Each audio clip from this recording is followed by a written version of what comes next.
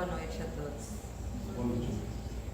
Nessa final de tarde agradável, nesta casa que a cada dia está mais acolhedora, né? Como o Genir tão bem disse, vale a pena. Aos poucos nós vamos completando aí esse nosso sonho de reforma, né? Que já andamos quilômetros muito felizes.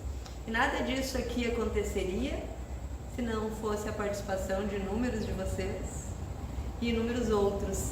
Alguns que nem frequentam a nossa casa, alguns que nem são espíritas, mas que se engajaram conosco nessa campanha Vem Nos Dê a Mão. Hoje eu quero falar um pouquinho sobre fé. O Evangelho segundo o Espiritismo, este que a gente considera o nosso livro de cabeceira, né? No capítulo 19, nós temos o capítulo inteirinho falando sobre fé. Deixa Deus curar suas feridas. É o que aparece ali na imagem, né? Fé, fé e fé. Emmanuel disse para o Chico, né, que para ele seguir Jesus ele tinha que ter disciplina, disciplina e disciplina. Eu ouso dizer que para nós nos mantermos em pé, nós temos que ter fé, fé e fé, inúmeras vezes em todos os momentos das nossas vidas. Certa vez, o povo de um vilarejo, uma vila que tinha sido acometida por uma estiagem muito grande, decidiu se reunir no centro do lugar para orar a Deus e pedir por chuva. Todos saíram das suas casas no horário marcado e se reuniram na praça da cidade, deste vilarejo, para rezar, orar e pedir por chuva. Mas apenas um garoto levou guarda-chuva. Isso é fé. Quantos de nós iríamos nos engajar numa prece dessas, não crendo totalmente, só na esperança de sermos ouvidos? Mas aquele menino, ele fez a diferença. Ele tinha certeza que Deus ia mandar a chuva. O que é fé?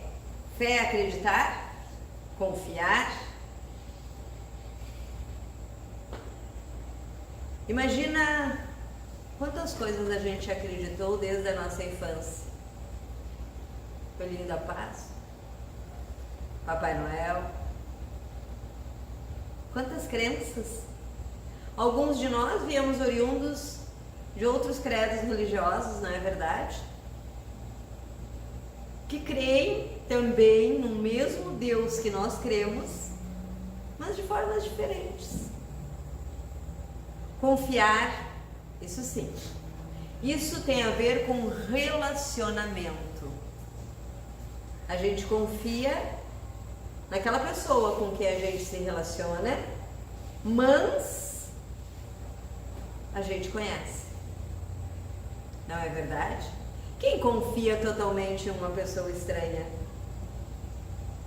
Não tem como. Então, acreditar, a gente acredita em muitas coisas. Confiar faz parte da nossa fé. Mas para confiar, eu tenho que criar uma relação. E para criar essa relação, eu preciso conhecer esta pessoa em que eu tenho fé. Eu preciso conhecer Jesus. Sem conhecer Jesus, eu não consigo ter um relacionamento com Ele. Eu preciso criar esse relacionamento.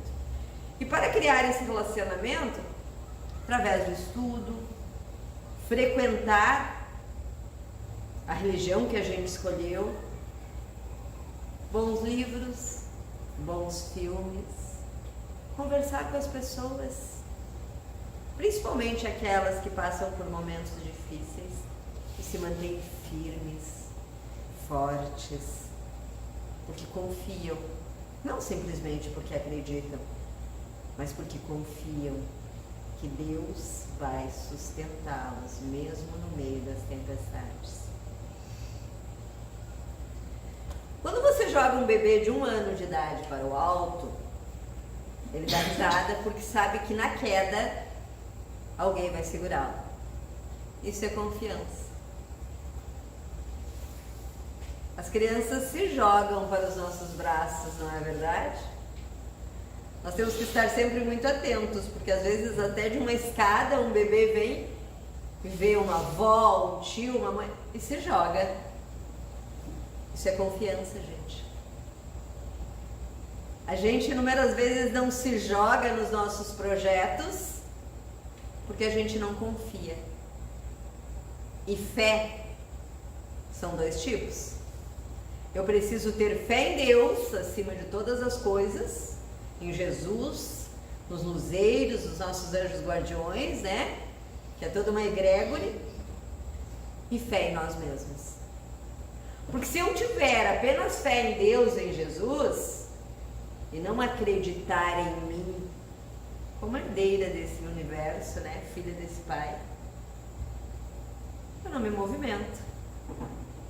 Eu preciso fazer um movimento para atingir as coisas que eu quero. Seja um sonho material, seja um sonho espiritual. Por exemplo, se eu estou com sede e a água está ali, eu preciso fazer um movimento com a mão, pegar essa água, levar até a boca. Eu preciso confiar. Eu preciso me movimentar nessa confiança em Deus, em Jesus. Pré-requisitos para a fé. Confiança exige estabelecimento de relação. Como a gente tinha falado antes, né? A fé exige constância de caráter, porque Deus é imutável. Olha só, gente. Constância de caráter. Eu não posso oscilar naqueles princípios que eu já aprendi. Eu não posso dar um passo atrás naquelas coisas que eu já lutei para me modificar. Se eu acredito e eu tenho fé e eu já aprendi que é errado trair, eu preciso me manter firme nisso. E quando se fala em trair, gente, não é só traição conjugal. Não é só a traição do marido para com a mulher ou da mulher para com o marido. A traição dos amigos, a traição para com os filhos, a traição da confiança do outro. Isso é apenas um item, né? Então eu tenho que me manter constante naquilo, principalmente que eu falo. É tão fácil vir aqui na frente e falar. A gente estuda tudo nos livros, né? A internet tem coisas maravilhosas. Mas de nada adianta eu vir aqui e simplesmente falar. É a letra morta que a gente ouve falar, né? Eu preciso colocar em prática, ou pelo menos tentar, que nós não conseguimos colocar em prática 100% do que nós aprendemos. Nós somos seres falhos e imperfeitos, mas conhece-se o verdadeiro espírita pelo esforço que faz em se modificar a si mesmo. Reconhecer seu papel no mundo. Quem somos nós? O que eu estou fazendo aqui? Qual é o meu papel neste mundo? Primeiro que nós viemos inseridos dentro de uma família, né? Se eu tenho filhos, um dos meus papéis é ser mãe, ser pai. No meu caso, eu diria que além de todos os outros papéis que eu tenho lá fora, um papel do qual eu tenho muito orgulho e gratidão a Deus é de ser trabalhadora espírita. Quando eu entrei para o espiritismo, perdi alguns amigos. Porque há pouco tempo atrás, quando nós falávamos que éramos espíritas, as pessoas meio que se afastavam, né? Ainda existia muita falta de informação. Bom, tem gente que até hoje tem medo de vir na casa espírita porque acha que vai encontrar espíritos voando por aqui, né? Então, quando a gente ia preencher uma ficha numa loja, que daí perguntavam, sua religião? Espírita. Alguns falavam bem baixinho, né? Hoje, depois de toda uma caminhada dentro desta casa que é um lar para mim, eu bato no peito e falo em alto e bom tom, sou espírita, porque é a minha fé. Então, além de ser espírita, eu sou mãe, eu sou avó, eu sou amiga, eu sou esposa, eu sou tia, eu sou madrinha, eu sou cozinheira, eu sou inúmeros papéis. E cada papel nós precisamos desenvolver e praticar com carinho. Desde o alimento que nós preparamos. Alguém vai comer aquele alimento. Mesmo que seja só para nós. Preparar com carinho, com cuidado.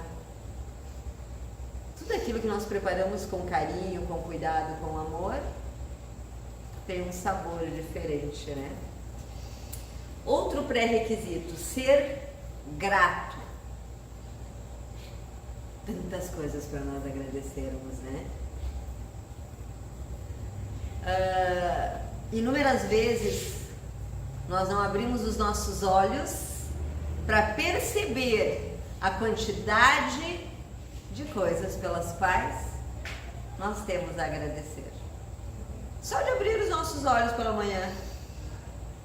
Há tantos irmãos que não enxergam absolutamente nada. Eu estou falando da visão física, não estou nem falando da visão espiritual, né? Quantas pessoas não conseguem levantar das suas camas? Quantos passam a vida inteira necessitando de uma cadeira de rodas? Eu estou falando de problemas físicos. E nós estamos aqui, vendo, ouvindo, caminhando. Chegamos caminhando. Será que nós já agradecemos por todas essas coisas hoje? Antes de fazer minhas preces pela manhã, quando eu abro os meus olhos, isso eu aprendi com o seu Garcia, a primeira frase que eu digo: obrigada, Senhor, pela noite dormida. Obrigada por mais um dia de vida. Então eu começo o meu rosário, né? De pedidos, de agradecimentos. Praticar o perdão não é algo fácil, mas é necessário, gente. Perdoar é doar a desculpa, é doar aquilo que nós realmente temos de bom dentro de nós. Nós precisamos perdoar. Por quê? Às vezes eu fico extremamente ofendido com uma ofensa. Não consigo perdoar a pessoa que me ofendeu. Quem ofendeu? Não fomos nós. Quem ofendeu foi o outro.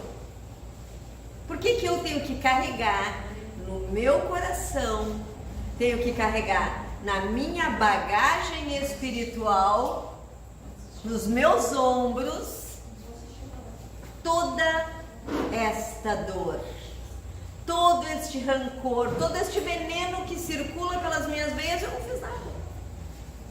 Eu fui a vítima. Mas aí eu saio arrastando as correntes que não me pertencem. Me envenenando aos poucos. Me envenenando aos poucos. Quem cometeu o ato da ofensa? O outro, ele que carrega o seu delito. Por que eu preciso carregar? Eu vejo às vezes as pessoas carregando malas e malas de mágoas, de ressentimentos, de tristezas, de reclamações. E quando a gente começa a ouvir quais são essas mágoas, não tem nada a ver consigo mesmo. Eu sei que não é fácil, gente. Eu sei que às vezes a gente precisa de um tempo. Eu brinco sempre e digo, eu também me magoo. Eu também me sinto ofendida algumas vezes, eu também fico brava. Às vezes eu preciso de um tempo para fazer o trabalho da jiboia. Aí eu vou lá pro meu cantinho, faço a digestão daquilo que eu estou sentindo e entrego para Deus. Eu não vou carregar um peso que não me pertence. Isso é importante que a gente diga para as pessoas ao nosso redor. Às vezes quando eu estou em casa e às vezes eu não gostei de alguma coisa, né? Isso serve para maridos e para esposas, né? Aí meu marido pergunta: o que houve? O que está acontecendo? Me deixa. Deixa eu quietinha, depois a gente conversa. Porque quando a gente conversa com raiva, a gente vai piorar essa energia. É como um vento, uma pequena brisa que você vai soprando, e quando você vê, vira um furacão. Não resolvam os problemas quando o coração de vocês estiver triste, com raiva, magoado. Deixa passar. Colhe esse sentimento, vai pro teu quarto, né? Teu quarto íntimo, teu coração, conversa contigo mesmo, conversa com Deus. Deixa passar. Depois, quando você está tranquilo, quando você já fez a digestão daquilo que te fez mal, então conversa. Para não precisar ficar arrastando correntes pesadas. Oração. Oração termina com ação, né? Orar, gente, é falar com Deus. Não precisa palavras lindas e inteligentes. Precisa o que nós falávamos antes do relacionamento. É tão fácil falar com um amigo que a gente ama, não é? A gente simplesmente deixa transparecer tudo que vai na nossa alma. Amigos que às vezes a gente não se encontra há tanto tempo e daí você encontra e você tem tanta coisa para contar e você fala das tuas dores e das tuas alegrias e dos teus amores e das tuas tristezas. Por que nós não falamos com Jesus? Eu não preciso de preces decoradas. É relacionamento. Orar é conversar, dialogar com Deus. Eu lembro que eu sempre fui bem rebelde. Rebelde na maneira de falar, né? Então a minha mãe ficava muito brava comigo às vezes. Porque às vezes eu estava passando por algumas situações e eu falava: pô, cara, para de me jogar tijolo aí de cima. Tá caindo direto na minha cabeça, eu não consigo nem pensar. E a mãe ficava furiosa comigo, dizia: onde é que se viu tu falar assim com Deus? E eu brincava com ela, eu dizia: mãe, ele é meu amigo, eu posso falar com ele assim. E um dia, essa questão de dialogar com Deus, estava passando alguns momentos bem difíceis da minha vida. Eu fiquei viúva muito jovem, com 2 filhos para criar, um com 6 e outro com 14. As grandes alegrias da minha vida, meus 2 filhos, orgulhos da mamãe. E um dia eu na escola, meus alunos saíram para a educação física e eu chaveei a porta, era um período vago que eu tinha. Sentei, baixei a cabeça, fiz uma prece, pedindo para que Deus me mostrasse um caminho. E quando eu terminei a prece, como é a minha forma de ser, eu olhei e disse: e vê se me responde de um jeito que eu consiga entender, porque eu não sei mais o que você quer de mim. Encerrada a minha fala com Deus, eu levantei e fui no armário pegar um livro. E quando eu puxei o livro, caiu aos meus pés uma mensagem que foi parar lá dentro do livro, mas que eu nunca tinha visto. Ali, oração de São Francisco, acho que todos vocês conhecem, né? Senhor, fazei de mim um instrumento da vossa paz. Onde houver ódio, que eu leve amor. Onde houver ofensa, que eu leve o perdão. Onde houver discórdia, que eu leve a união. Onde houver dúvidas, que eu leve a fé. Onde houver erro, que eu leve a verdade. Onde houver desespero, que eu leve a esperança. Onde houver tristeza, que eu leve a alegria. Onde houver trevas, que eu leve a luz. Ó Mestre, fazer que eu procure mais consolar que ser consolado, compreender que ser compreendido, amar que ser amado, pois é dando que se recebe, é perdoando que se é perdoado, e é morrendo que se vive para a vida eterna.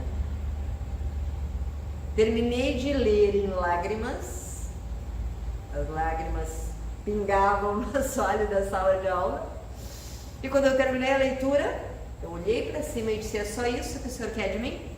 Nada mais? A gente vai demorar algumas encarnações para chegar a isso, né? Mas é isso que ele quer de nós. Que nós sejamos o consolo, que nós sejamos o amparo, que a gente esqueça um pouco da gente, dos nossos problemas, para olhar e auxiliar no problema dos outros. Porque quando você está focado em ajudar o outro, você até esquece das suas dores. Elas ficam mais leves. Para quem cala, Deus fala, ensina velho rifão. Espera com Deus que o tempo é o mestre do coração. Do livro Assembleia de Luz, obra do Chico Xavier. Para quem cala, Deus fala. Gente, essa frase, só essa frase vale a pena a gente refletir. Eu preciso silenciar para ouvir Deus. Eu preciso acalmar o meu coração. Às vezes eu preciso fazer um exercício de respiração, né? A gente costuma dizer que tu puxa o ar, segura, conta até 3, solta todo o ar, conta até 3, puxa de novo. Isso não é espiritismo, isso é científico. Daí você vai acalmando as batidas do teu coração, vai silenciando os teus pensamentos. Porque quando nós estamos muito atormentados, nós não conseguimos ouvir a voz de Deus. Nem que Ele falasse diretamente ao nosso ouvido, nós não ouviríamos. Então nós precisamos retomar o nosso equilíbrio, a nossa paz interior, nos fortalecermos na nossa fé. A fé em Deus não te arredará das provas inevitáveis, mas te investirá na força devida para suportá-las. Essa é uma frase do Emmanuel. Gente, isso aqui é muito importante. Não é porque nós temos fé que nós não teremos problemas. Não é porque nós temos fé que a morte não baterá na nossa porta, que as doenças não surgirão no nosso caminho, que os desentendimentos, as discórdias, as dificuldades financeiras, as dificuldades familiares, tudo vai sumir agora porque eu tenho fé. Não. O que modifica a pessoa que tem fé da pessoa que ainda balança na sua fé é que quem tem fé se mantém firme, aguenta o tranco e sabe que vai passar, porque depois de toda a tempestade o sol volta a brilhar. E é isso. Isso é a fé. Tu passa pelo vale das lágrimas, pelo firme, segurando a mão de quem? De Deus, de Jesus.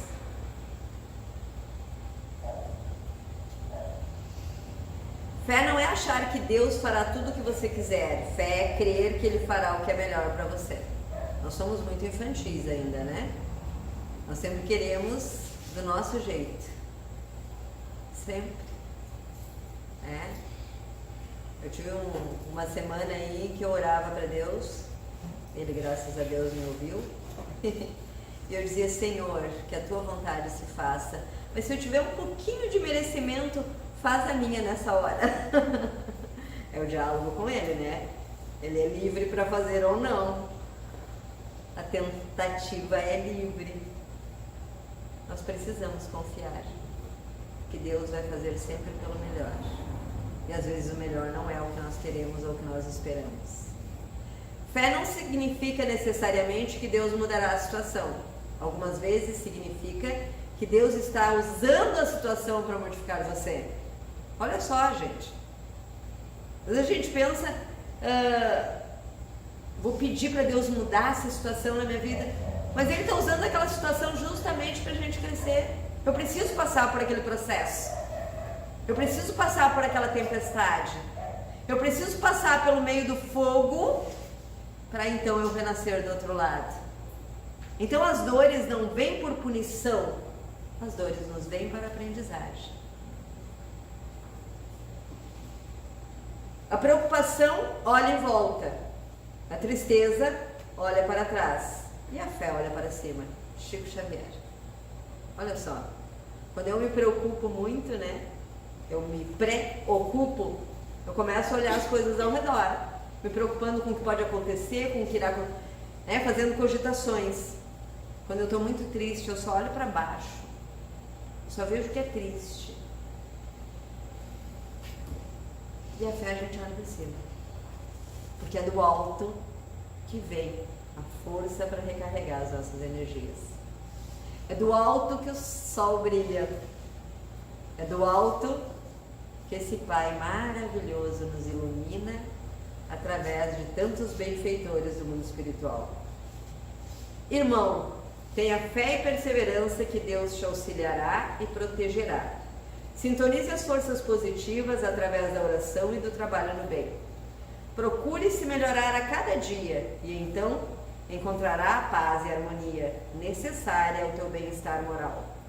Com fé, paciência e coragem encontrarás o caminho da luz e da serenidade. Emmanuel, fé, paciência e coragem. Então, nos relacionarmos com Jesus, termos paciência para esperar o tempo dele, coragem para nos levantarmos e ir atrás daquilo que precisa ser mudado. E geralmente o que precisa ser mudado não depende do outro. E geralmente o que precisa ser mudado não está nem no outro, está dentro de nós mesmos. A mudança começa aqui.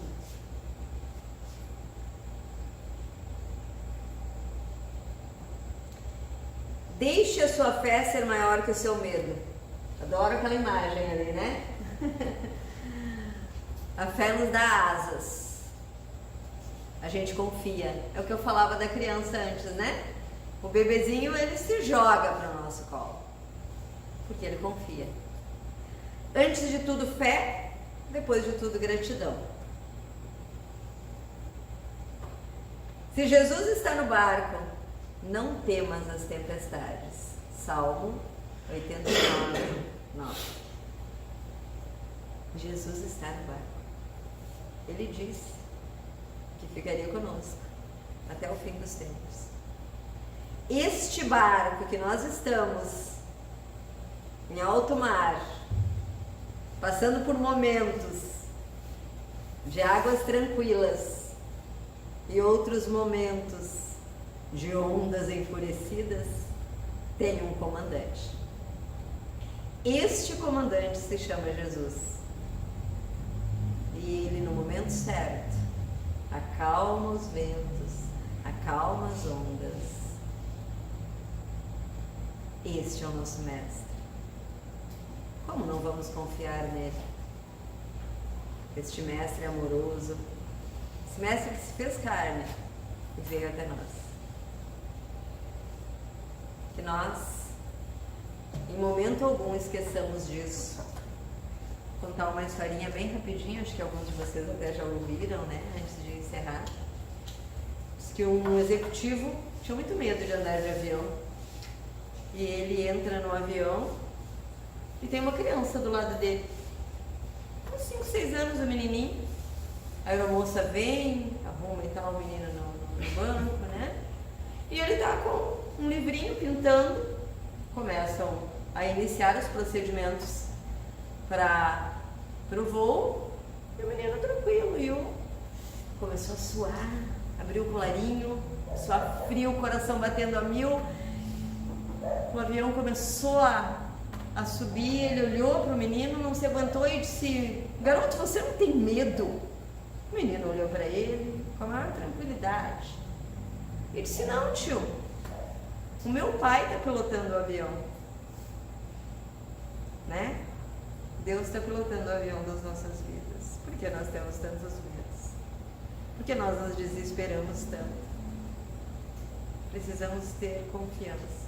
E confiança, inclusive, nas promessas do Cristo de que nunca nos deixaria só, e também nessa magnífica e esclarecedora doutrina espírita que nos diz que a vida não termina, que a gente só muda para o outro lado. Então, eu sei que todos nós guardamos muitas dores e muitas saudades, mas um dia tudo passa e um dia todos nós estaremos retornando para a casa do Pai.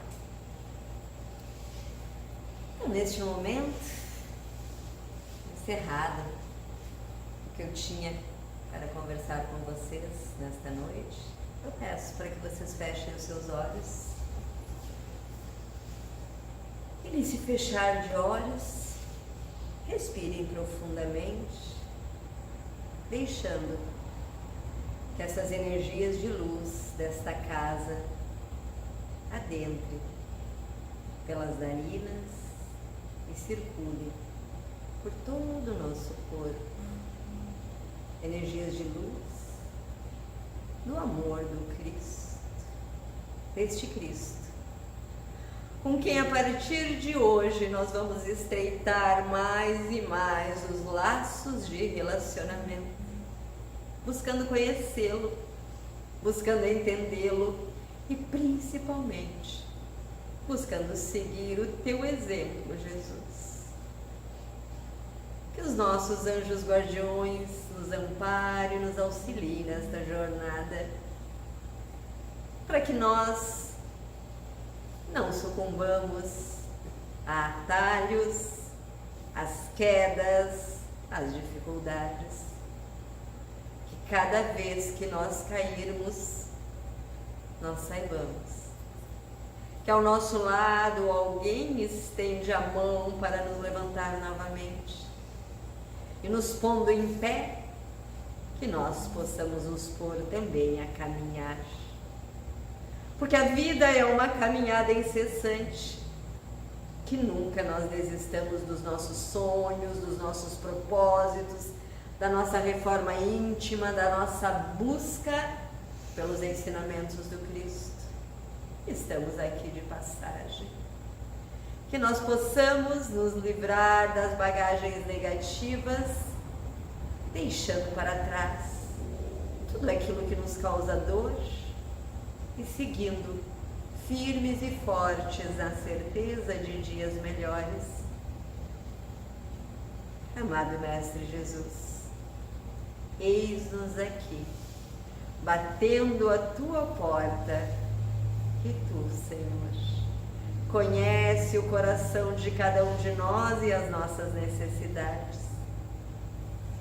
Que nós saibamos ser fortes, gratos e acolher a todos aqueles que circulam ao nosso redor, espargindo paciência, compreensão e amor.